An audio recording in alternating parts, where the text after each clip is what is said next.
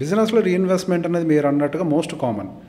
అంటే I don't know అది మిస్లీడో misguide అయిందో, సహజంగా వచ్చినట్టుగా పెట్టండి, ఈ రకరకాల కాన్సెప్ట్స్ ఏవైతే యూట్యూబ్లో చూసారో సంపాదించిందల్లా మళ్ళీ వ్యాపారంలో పెట్టి పెట్టి పెట్టి పెట్టి ఫైనల్గా ఏం జరుగుతుందంటే పాపం వాళ్ళ పిల్లలకు కూడా సరిపడే డబ్బులు. అదంటే నేను బిజినెస్లో ఒక బావిలో నీళ్ళు ఎంత అయిపో అలాగే ఎన్ని పోసినా బావి ఉండదు. బిజినెస్ అంతే. మీరు దానికి ఎడిక్ట్ అయ్యాక ఎంతవరకు నేను ఎక్కడ పెట్టినా నాకు రాదు, బిజినెస్లో ఎక్కువ వస్తుంటాడు ఆయన. నా బిజినెస్లో నాకు 40% వస్తుంది, నీకు ఇస్తే ఏమొస్తుంది? మ్యూచువల్ ఫండ్ 12% బిజినెస్లో పెడతాంటాడు ఆయన, అంతే కదా. దాన్ని ఇంకా పెంచుతున్నాడు. ఎన్ని నీళ్ళు పోసినా బావి నిండదు కదా. కానీ ఒక పాయిజన్ డ్రాప్ వేస్తే అయిపోయింది.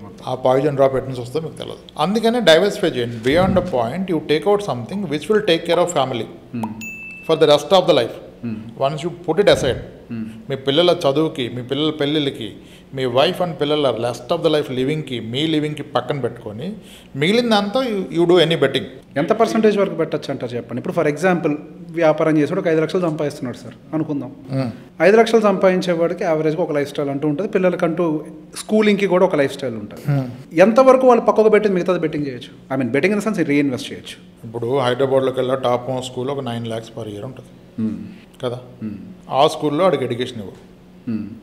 ఇండియాలోకి వెళ్ళా top most university or college for graduation in payment quota, whatever it is today, calculate అప్పటికి ఎంత వస్తుంది, దానికి prepare. As a father the best your giving, best always comes at the high cost. ఇంకా అంతకుమించి లేదు కదా scope. Similarly నీ family ఒక లైఫ్ స్టైల్కి తీసుకొచ్చు, నువ్వు ఆ లైఫ్ స్టైల్ సస్టైన్ చేయడానికి for the rest of the life ఎంత కావాలో అంత పెట్టుకో. ఇప్పుడు లెట్సే నా పిల్లల ఎడ్యుకేషన్కి ఫ్యూచర్ కాస్ట్ ఇంత, దాన్ని ప్రజెంట్ కన్వర్ట్ చేస్తే ఇంత ఇన్వెస్ట్ చేయాలి. ఇద్దరు పిల్లలకి, ఇద్దరికి ఈచ్ 1 crore పెడితే దాంట్లో 40 lakhs towards their school education అయిపోతుంది. There of 6 years and 4 years.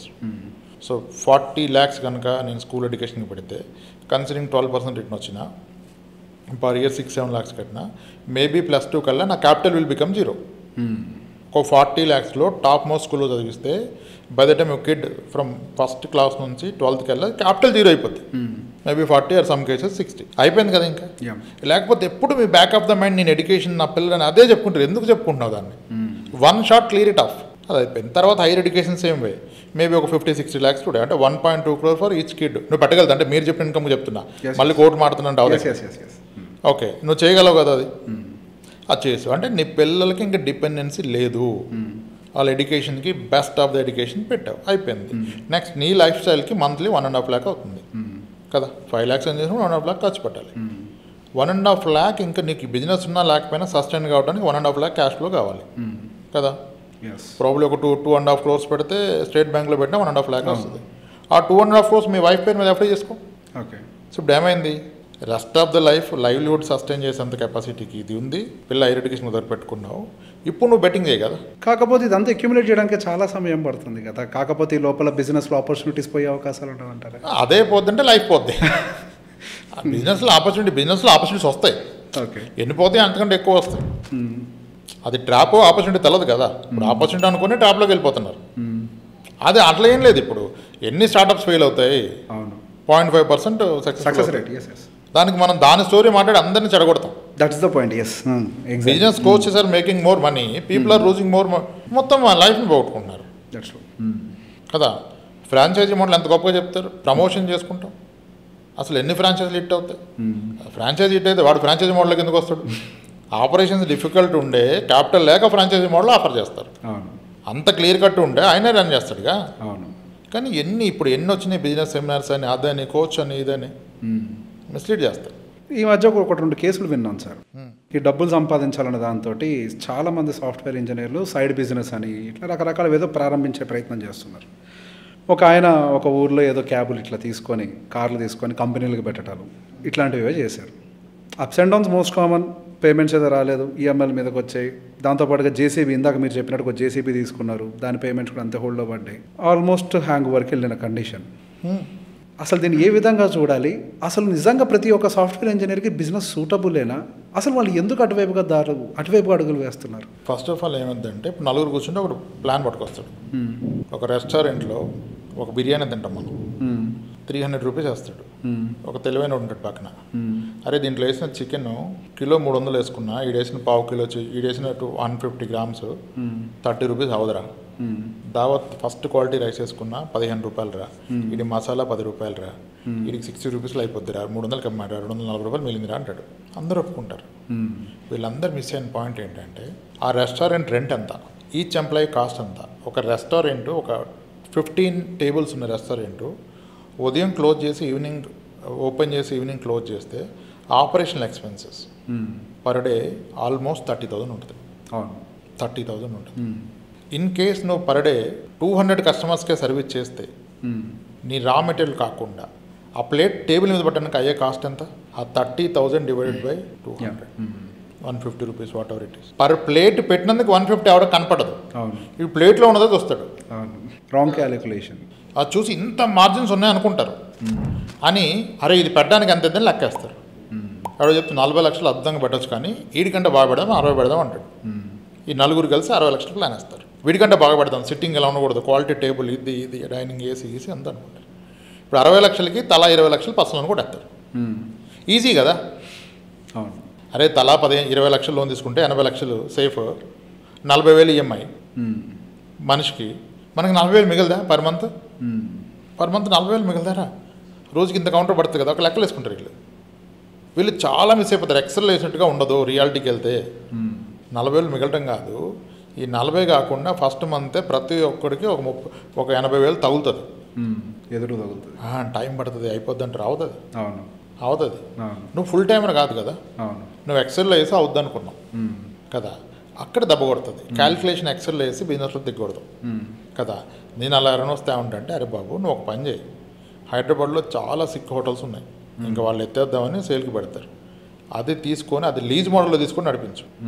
చాలామందికి రెస్టారెంట్స్ ఈరోజు ఓపెన్ చేస్తే రోజుకి 20,000 లాస్, చేయకుండా పెడితే రెంట్ ఒకటి 10,000 లాస్. అలా ఉన్నోడికి ఎలాగో 10,000 లాసు స్ట్రగుల్ అవుతున్నాడు కదా. అరే బాబు రేపటి నుంచి నాకు లీజ్కి ఇవ్వు, నీ 10,000 పే చేసి నేను నీకు ఒక 5,000 ఇస్తా, ఇది హ్యాపీ. చాలా అగ్రెసివ్గా వెళ్ళి పే లేక అర్థమైంది కదా. దాన్ని ఏదైనా టర్న్ అరౌండ్ చేసి చూపించు, అప్పుడుదే నీకు ఈ ఈజీ క్రెడిట్ అవైలబిలిటీ వలన జనాలు people are starting business. Instant loan ఉంది, ప్రీ అప్రూవ్డ్ లోన్ ఉంది, కొడితే వచ్చేస్తుంది. నాకు వచ్చే 1,50,000లో 40,000 నేను కడతా అని తీసుకుంటారు. అక్కడ దే గో రాంగ్. నువ్వు unless your full timer, you did the proper research, మళ్ళీ దానికి తోడు చాలా కలిసి రావాలి పైన నువ్వు పెట్టాక. ఇప్పుడు నా దగ్గర ఉన్నారు రెస్టారెంట్ బిజినెస్లో ఉండి మంచి మనీ పెద్ద పెద్ద ఎస్ఐపీలు చేసేవాళ్ళు ఉన్నారు. అలానే అందరికీ అది వర్కౌట్ అవ్వదు. అసలు మనం ఫుల్ టైంలో కానీ వర్కౌట్ అవ్వదు, ఇది పార్ట్ టైంలో. That's true. Business is a full time business. చాలా ఫుల్ టైం ఉంటేనే అది అక్రాస్ డైనింగ్ టేబుల్, లంచ్ టేబుల్లో బిజినెస్ ప్లాన్ అయిపోతే 2 monthsలో ఇంప్లిమెంట్ చేస్తారు. అక్కడ తేడా కొడుతుంది. వాళ్ళ కండిషనే అప్పులైనాయి. ఈ అప్పుల బాధలు చాలా పెద్ద సమస్యలు. అప్పటిదాకా ప్రశాంతంగా ఉన్న కుటుంబం కాస్త తలకిందులు అయిపోయినటువంటి సిచ్యువేషన్స్కి వస్తాయి. మానసిక ప్రశాంతత పోతుంది. ఎప్పుడైతే మానసిక ప్రశాంతత పోతుందో బుర్రలోకి కావాల్సిన బ్యాడ్ ఐడియాస్ అన్నీ వస్తాయి, చేయాల్సిన రాంగ్ స్టెప్స్ అన్నీ తీసుకుంటూ ఉంటారు. అప్పైనప్పుడు అసలు వాళ్ళు హ్యాండిల్ చేయాల్సిన విధానం ఎలా ఉండాలి? తెలుసో తెలియకో జరిగింది, ఇప్పుడు ఎలా హ్యాండిల్ చేయాలి? నో ఇన్కమ్, బిజినెస్ నడవట్లేదు, వ్యాపారం ఫెయిల్ అయింది, అప్పులు తీసుకున్నారు, ఈఎంఐలు కట్టాలి, దానికి తోడు మళ్ళీ రన్నింగ్ క్యాపిటల్ ఎక్కిచ్చారు దాని మీదకి, డెఫినెట్గా వచ్చే జీతం సరిపోదు. ఇంకా కొత్త అప్పులు మొదలెడతారు. రియాలిటీ అయితే కొత్త అప్పులు మొదలు పెడతారు. కాస్త బుద్ధి బుర్ర ఉంటే నీకు క్లారిటీ వచ్చినప్పుడు you first become debt free లైఫ్కి వచ్చేయాలి. ఫస్ట్ దానికి అసెట్స్ ఉంటే అమ్ముకోవాలి. ఊర్లో ఒప్పుకోరు కదా, ఒప్పుకుంటే చచ్చిపోవాలి. ఇక అంతే. ఇద్దరు ఇది అది ఏదో ఒకటి ఉంటుంది, రెండు ఉండవు కదా కదా. ఒప్పుకోరు కదంటే అది ఆయన ప్రాబ్లం, మన ప్రాబ్లం కాదు కదా. ఇప్పుడు ఏం చెప్తారు సొల్యూషన్? ఒప్పుకోరు సార్ మా ఇంట్లో అమ్మటానికి నాకు ఉందంటే ఏం చెప్తారు? ఏముండదు కదా. ఇది రియలైజ్ అవ్వకుండా ప్రాబ్లంకి వస్తుంది. మనం very simple, a financial institute runs on the model of net interest margin. బ్యాంకర్లో నేను ఎఫ్డీ చేస్తే నా దగ్గర 6-7 తీసుకుంటాడు. ఆ 6-7 వాళ్ళంటే డబ్బు ఆయన లాకర్లో పెట్టుకుంటే 6-7 రాదు ఆయనకి. దాన్ని ఇంకోటి 14కి ఇస్తాడు అప్పు. నా దగ్గర 7% ఎఫ్డీ తీసుకున్నాడు, ఆయన 14% పర్సనల్ లోన్ ఇచ్చాడు, 7% ఈజ్ మార్జిన్. దాంట్లో ఆపరేషనల్ ఎక్స్పెన్స్ పోగా you will make 5%. That is is net interest margin. Everything has to be calculated and validated on the net interest margin. నేను తెచ్చిన అప్పుకు అవుతున్న వడ్డీ ఎంత, నాకున్న అసెట్ పెరుగుతుంది ఎంత. ఇఫ్ అది దీనికంటే తక్కువ పెడితే దేర్ ఇస్ నో మీనింగ్. అది క్యారీ చేయడానికి దాన్ని నమ్మి తీసుకోవాలి కదా, లేకపోతే ఈ అప్పు ఇంకా పెద్ద అయిపోద్ది కదా. సింపుల్. ఆ లాజిక్ అర్థం చేసుకోతే ఇంకా ఫైనాన్షియల్ కాల్ ఏది తీసుకోలేం. Everything has to be based on the interest or the growth. Net interest margin మీద క్యాలిక్యులేషన్ తీసుకోవాలి. Okay, that's it. ఇంకా మనం చెప్పాల్సింది చెప్తాం క్లియర్గా, తర్వాత వాళ్ళ నిర్ణయం. ఉండే కొద్దీ ఆ అప్పే అనకుండా మొత్తాన్ని మింగేస్తుంది. అవుతుంది, అయిన వాళ్ళు చాలామంది ఉంటారు, అది తెలియదు కదా. తీరా అది అప్పుడు అది అంత అయినా ఇంక తీసిన మొత్తం ఇంకేముండదు. అది అర్థం చేసుకునే వాళ్ళకి చెప్తాం, చేసుకునే వాళ్ళకి మనం ఏం చెప్పలేం. బిజినెస్లో మోస్ట్ డిఫికల్ట్ ఛాలెంజ్ అని అంటే ఎంప్లాయీ మేనేజ్మెంట్. అది మనలాంటి సర్వీస్ ఇండస్ట్రీలో అది ఇంకెక్కువ ఛాలెంజ్ అయి ఉంటుంది. ఈ ఫీల్డ్లో నాలెడ్జ్ అనేది చాలా అవసరం, కేవలం బిజినెస్ ఓనర్కే కాదు, ఎంప్లాయీస్కి కూడా. చాలామంది క్లయింట్స్ని అడ్రస్ చేయాలి. ఇన్ఫ్యాక్ట్ చెప్పాలి అంటే ఈ బిజినెస్లో చాలా ఎమోషన్స్ ఇన్వాల్వ్ అయ్యి ఉంటాయి క్లయింట్స్ దగ్గర నుంచి. అసలు మీ ఎంప్లాయీస్ని మీరు ఎలా మోటివేట్ చేస్తున్నారు? అసలు ఎవరు చేయలేనంత పని మీరు ఒక రకంగా, నాకు దగ్గరకు వచ్చిన చాలామంది ఎంసీలో కూడా చెప్తుంటారు, నిజంగానే చెప్పిన మాట. ఈ ఇండస్ట్రీలో పెద్ద ఆఫీస్ మెయింటైన్ చేస్తుందంటే రామ్ ప్రసాద్ గారే ఆఫీస్ చాలా అద్భుతంగా పెట్టారు, మంచి ఎంప్లాయీస్ని పెట్టారు అని చెప్పేసి చాలామంది చెప్తూ ఉంటారు. అసలు అంత రిస్క్ ఎట్లా చేశారు, అంతమంది ఎంప్లాయీస్ని ఎట్లా పెట్టారు, వాళ్ళు ఎట్లా మెయింటైన్ చేస్తున్నారు? అంటే employees are like a part of family.